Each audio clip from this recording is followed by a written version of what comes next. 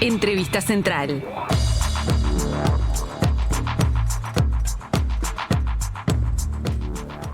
Como mencionábamos hoy más temprano, en Chile se aprobó un proyecto de ley que reduce la semana laboral de 45 horas a 40, lo que convierte al país en el segundo país de la región en implementar esto. El primero fue Ecuador.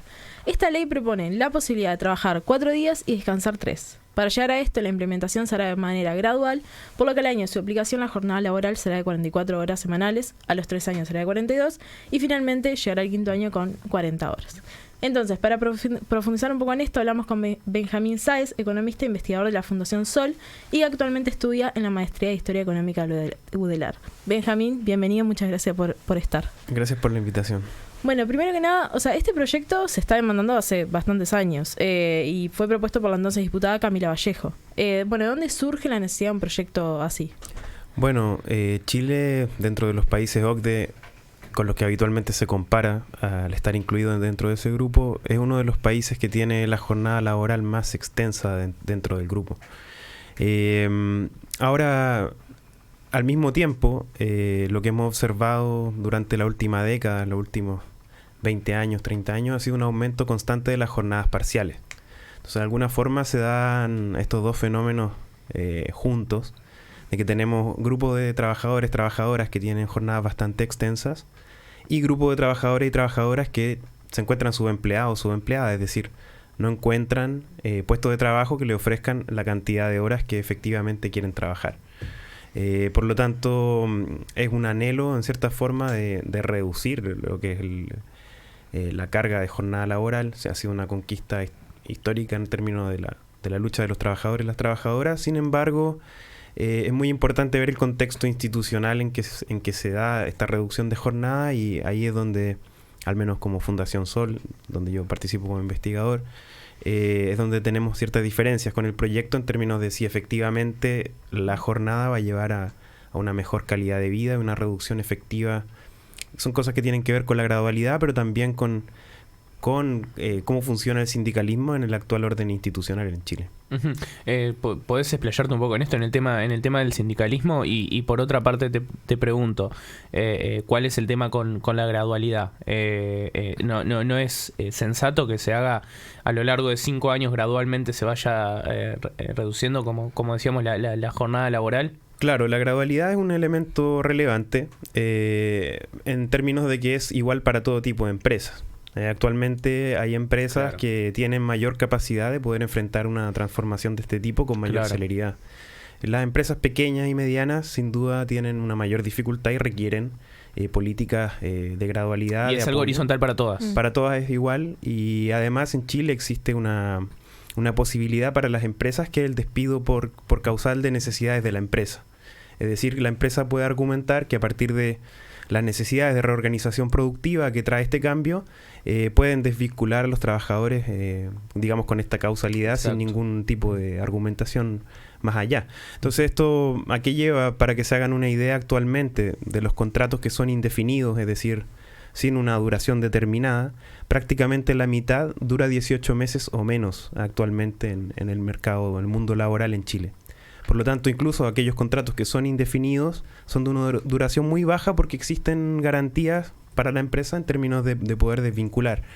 Y en ese sentido, una gradualidad de 5 años para una gran empresa es le da un amplio margen para una reorganización productiva completa, para desvincular y contratar con jornadas parciales a un conjunto importante del trabajo. ¿Y esto que decías del rol de los sindicatos? Claro, para que se hagan una idea, actualmente en Chile tan solo un 13% de las personas ocupadas asalariadamente, ¿verdad?, tienen acceso a una negociación colectiva, están cubiertos por algún instrumento de negociación colectiva. Claro. Algo muy distinto a lo que ocurre en el mundo laboral en Uruguay. Claro, por lo tanto, es obligatorio.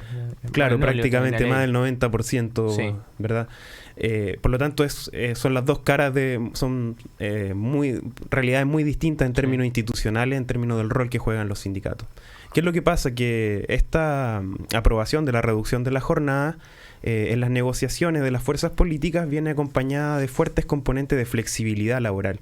Y de alguna manera esto fue lo que permitió la aprobación con, digamos, si ustedes ven las noticias del último tiempo, celebran tanto los sectores ligados más al empresariado de la derecha como los sectores de izquierda que uno podría pensar o esperar más ligados al mundo de los sindicatos, del trabajo.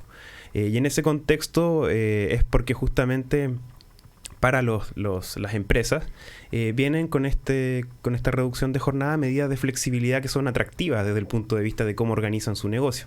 Por ejemplo, se abre la posibilidad de que, existiendo un sindicato en la empresa, se pueda pactar una jornada en algunas semanas de hasta 52 horas por parte de los trabajadores y las trabajadoras, alternando luego con semanas más reducidas. La semana siguiente, por ejemplo, trabaja 28, pero desde el punto de vista de quien emplea, ¿verdad? Tienes la posibilidad de que un trabajador o una trabajadora se desempeñe durante 52 horas durante una semana y le avisas, digamos, tienes que avisarle prácticamente con una semana de antelación qué tipo de turno va a estar rotando cada semana. Por lo tanto, desde nuestro punto de vista y entendiendo cómo funciona el sindicalismo en un contexto que también el mismo derecho a huelga está en cierta forma acotado, existe un bajo poder de los sindicatos en términos también de su representatividad. Consideren ustedes que prácticamente la mitad de los sindicatos tienen 50 integrantes o menos a nivel nacional. Por lo tanto, son también sindicatos que en algunos casos hay mucho más de un sindicato por empresa. No se da esto de un sindicato único por sector, ni mucho menos, y la negociación colectiva solo existe a nivel de la empresa, no existe a nivel de rama, por ejemplo. Claro. Por lo tanto, todo eso hace que esa capacidad negociadora de los sindicatos para poder pactar estos tipos de jornadas en un contexto de flexibilidad probablemente lleve a una organización que beneficie más a la empresa que probablemente a las personas. Y ahora, ¿esta reducción de horas puede implicar como un cambio en el salario? Justamente lo que hemos observado el último tiempo es una tendencia que podemos decir hasta un cierto punto paradójica en términos de que se producen aumentos en el salario por hora, sin embargo cada vez más los trabajos son por menos horas, son muy parciales, y esto tiene que ver en gran medida también con quienes se han venido incorporando al mundo del trabajo remunerado en las últimas décadas, que son fuertemente las mujeres. Y acá vemos, y es uno de los puntos también relevante, un estudio que hicieron algunas compañeras y compañeros de Fundación Sol, donde muestran que el efecto para las mujeres que trabajan actualmente en jornada completa, en términos de la reducción de su carga global de trabajo, es decir, tanto el trabajo no remunerado como el trabajo remunerado, es muy menor. Actualmente, con un indicador de pobreza de tiempo que pudimos observar, que nos indica, la pobreza de tiempo se refiere fundamentalmente a aquellas personas que tienen tanta carga de trabajo remunerada y no remunerada que ni siquiera pueden realizar sus actividades personales, de ocio, de autocuidado, ¿cierto? Las actividades personales son aquellas actividades que yo no puedo delegar en otra persona. Es decir, yo no puedo decirte, por favor, descansa tú por mí porque tengo que hacer preparar la comida, ¿no? Entonces, ese tipo de actividades, prácticamente el 60% de las mujeres que trabajan en una jornada de 45 horas a la semana están en esa situación de pobreza de tiempo. Si hacemos el efecto de simular que se reduzca la jornada a 40 horas, ese indicador pasa prácticamente un 50% en el caso de las mujeres, pero no se reduce de forma significativa, justamente por esta doble carga. Para los hombres, solo para hacernos una idea, esto va de 26 a un 20% la pobreza de tiempo de hombres en una situación similar, es decir, ocupados en jornada de 45 horas semanales, que es la jornada actual. Entonces, además de aquello, es importante observar cómo esta reducción de jornada laboral puede implicar un aumento de la segunda carga, es decir, de la doble ocupación, sobre todo en el caso de quienes enfrentan las tareas de cuidado, que vemos que son mayoritariamente mujeres. Y ahora, justo en Uruguay estamos discutiendo la reforma jubilatoria y surge la pregunta también, ¿cómo puede afectar para el futuro, para el sistema de jubilaciones y para el sistema de seguridad social en Chile esta reducción horaria? Bueno, ahí hay toda una discusión también sobre el debate que se está dando en términos de lo que va a ser la reforma de pensiones en el caso de Chile, que es una de las reformas más esperadas también en términos de las promesas de gobierno, ¿no? Es una promesa de campaña de Boric. Correcto, y no solo de él, sino que los últimos 3 gobiernos al menos han tenido lo van a hacer. la intención de hacer alguna reforma. sobre todo porque Chile hoy día atraviesa una crisis previsional importante en términos de lo que son los montos de las pensiones que se están pagando. De alguna forma, en un país que tiene capitalización individual como el único componente del sistema, es decir, a diferencia de Uruguay, no existe un componente de capitalización que sea de seguridad social efectivamente, con reparto, sino que todo va a las cuentas de las AFAP de allá, de la AFP. Es como una FAP obligatoria. FAP obligatoria y es lo único que existe como sistema. Claro, no hay un banco de previsión social. Correcto. Claro. Por lo tanto, en ese contexto, las bajas pensiones las sufren las personas, pero no existe, digamos, esta discusión de la sostenibilidad del sistema, de que vemos que hay que hacer rendir los recursos de otra forma, o ese tipo de ajustes paramétricos, discusión de ajustes paramétricos que podemos ver que se da acá. Allá la discusión es más bien cómo volver a recuperar la seguridad social, o cómo transformar dentro de esta misma lógica de cuentas individuales el sistema previsional. Y lo que vemos nosotros en ese sentido es que un sistema de cuentas individuales en el cual cada persona puede recibir una pensión de acuerdo a lo que contribuye al sistema, no es suficiente para garantizar los ingresos que se requieren al momento de jubilar. Y esto tiene que ver fundamentalmente con la rentabilidad de los instrumentos financieros de la última década y lo que se proyecta a futuro, debido a que es un sistema que depende fuertemente de la rentabilidad.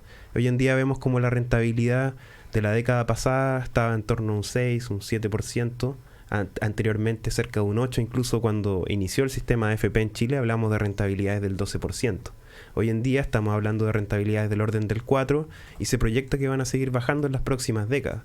Por lo tanto, vemos que afecta en ese sentido que la capacidad de capitalizar un ahorro personal, individual, de alguna manera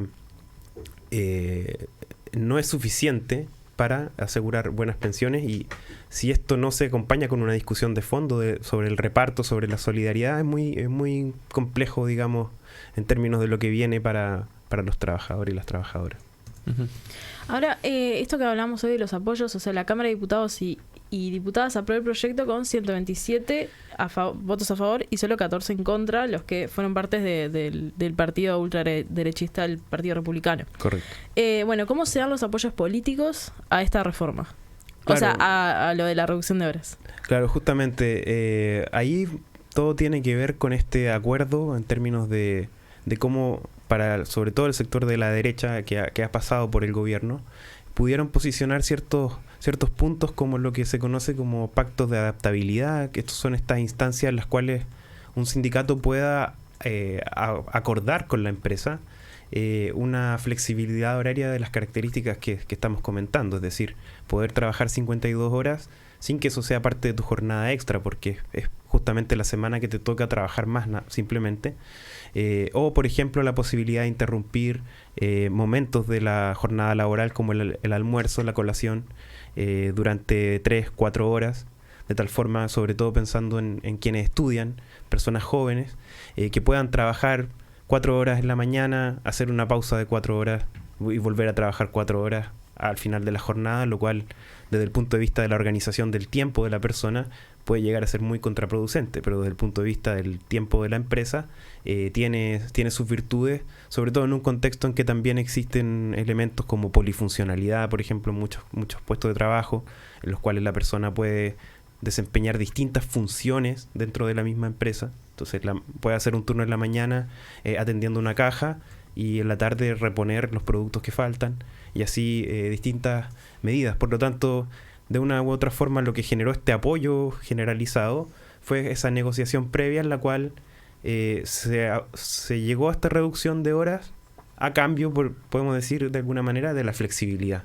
Entonces, digamos, transacción entre flexibilidad y reducción de la jornada es lo que de alguna manera permitió esa aprobación, y también de alguna forma se visualiza que en otros proyectos que vienen a continuación, sobre todo en materia de seguridad, muy probablemente van a haber acuerdos similares, es decir, hacer el acuerdo previo a la votación y llegar con un resultado muy cerrado a esa votación finalmente. No ha sido la constante en la administración Boric tampoco, ¿no? Esto de hacer acuerdos y llegar con cosas ya acordadas con los demás partidos, o sí, y preguntarte un poco cómo lo deja parado el presidente y al partido del presidente, y cómo queda la oposición también, sobre todo quien fue su contrincante en las últimas elecciones, José Antonio Cast. Claro, en cierta forma ha sido una situación a la cual está también muy influenciada por el clima político. Actualmente hay Exacto, por un eso. clima político muy, muy crispado. Hay también una, digamos, dificultad del gobierno en términos de que no tiene mayoría en los parlamentaria y requiere avanzar en algunas reformas. La reforma tributaria, que en cierta forma era una reforma que para cualquier gobierno, ¿cierto?, entrega una posibilidad de hacer cosas en términos de mayor gasto. No se aprobó en términos de que no se aprobó la idea de legislar. Por lo tanto, el gobierno tiene que esperar para poder presentar un nuevo proyecto.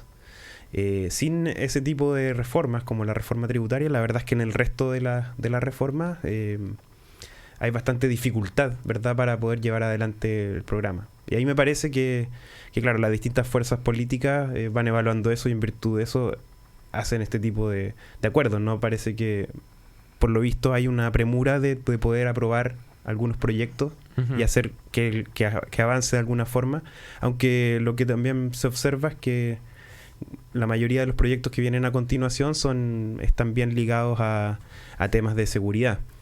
Hay otros que están, digamos, como parte de la promesa de campaña, que también de alguna forma hay expectativa por la ciudadanía de qué va a suceder.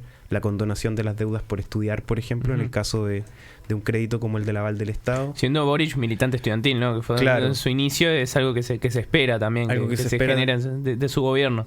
Totalmente. Entonces hay expectativas en distintos proyectos que fueron parte de la promesa de campaña. La reforma de pensiones, la condonación de deudas del crédito con aval del Estado. También hoy en día viene la discusión del salario mínimo. Se llegó también rápidamente a un acuerdo, en este caso con la multisindical, con ciertos sectores también. Vamos a ver cómo sigue ese proyecto. Pero parece ser que de una u otra forma el sistema político también ve que esta crisis de alguna forma lo pone en peligro y de alguna forma lo que se conoce como el duopolio se conocía anteriormente. Probablemente quienes siguieron las campañas presidenciales habrán escuchado hablar de parte de esta nueva fuerza política que emergía, que era el Frente Amplio, hablar del duopolio, que se refiere fundamentalmente a cómo las coaliciones de centroizquierda y centroderecha han ido administrando los gobiernos durante alternadamente, exacto. Tuvo Bachelet, Piñera. Exacto. De alguna forma, lo que hemos ido viendo en el transcurso del gobierno es que esta fuerza también hoy en día es parte de la coalición de gobierno, el Partido Socialista, los partidos que han estado gobernando, por lo tanto la lógica, la dinámica política se está dando en una lógica bien similar a lo que de alguna forma se criticó desde fuera del gobierno, pero vemos que este tipo de acuerdos riman mucho con lo que hemos visto en esta alternancia entre estas coaliciones políticas.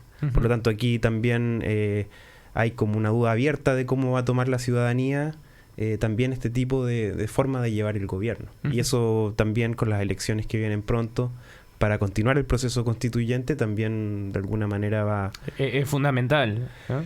Sí, probablemente los resultados, bueno, es una elección obligatoria. Sí. Pero es un proceso muy, digamos...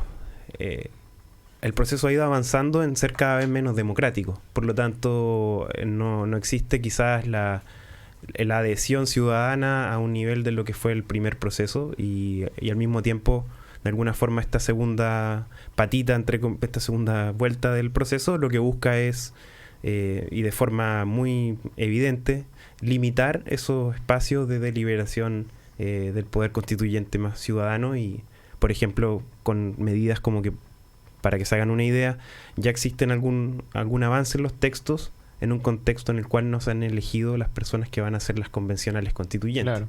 Que es un texto a partir de... Hay acuerdos políticos antes de... Claro, se eligieron expertos a partir de las coaliciones políticas del Parlamento y por lo tanto ese comité experto de alguna manera entrega un texto previo que marca los límites de alguna forma de la discusión que se puede dar.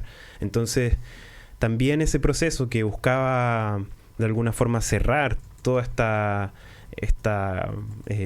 efervescencia que se generó el 2019 con lo que se conoció allá como el estallido social, se ve que se va diluyendo o va adquiriendo otras características y probablemente eso va a tener una reacción por parte de la ciudadanía.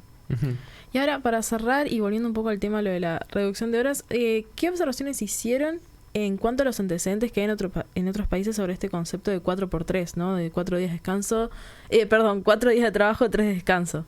Sí, bueno, la verdad es que esa es una de las promesas del proyecto, el poder llegar a una organización de ese tipo, pero también otras que se pueden dar en ese contexto de flexibilidad.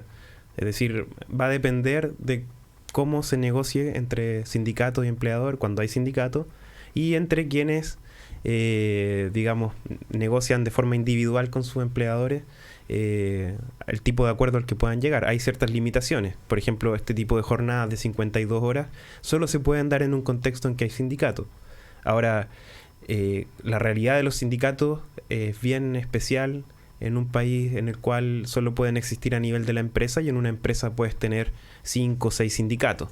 Entonces se dan estos espacios de deliberación, de negociación, en el cual la simetría de poder que existe actualmente entre las empresas y los trabajadores y las trabajadoras, lamentablemente no garantiza que se pueda llegar necesariamente a los tipos de jornada ideal.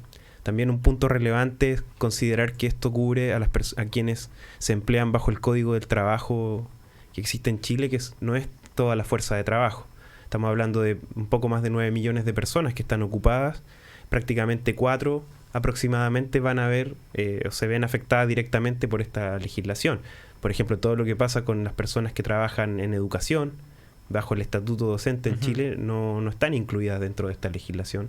Y también hay toda una pregunta ahí, por ejemplo, ¿qué pasa con estas personas? Y, por ejemplo, también quienes hoy día tienen una jornada parcial, una media jornada que es de 30 horas o menos en Chile, no se vieron tampoco afectadas por esta legislación. Por lo tanto, una persona que está contratada por 30 horas con un salario de media jornada sigue trabajando 30 horas con un salario de media jornada, pero esas 30 horas ya no son la mitad de la jornada en términos del cálculo, y con esas personas, por ejemplo, no se ha incluido nada al respecto. Y por otro lado, lo que quizás no se refleja tanto en la ley, pero se va a observar en la práctica y que nos preocupa bastante, que tiene que ver con las cargas de trabajo no remunerado, es decir, cómo esta posibilidad de poder reducir ciertas horas de trabajo remunerado no se traduce en un incremento de la carga laboral en otras actividades de cuidado o de limpieza del hogar, etcétera. Sí, lo que mencionábamos hoy.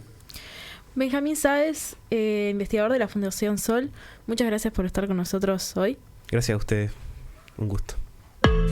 Ya sigue Comunidad Udelar, el periodístico de Uniradio.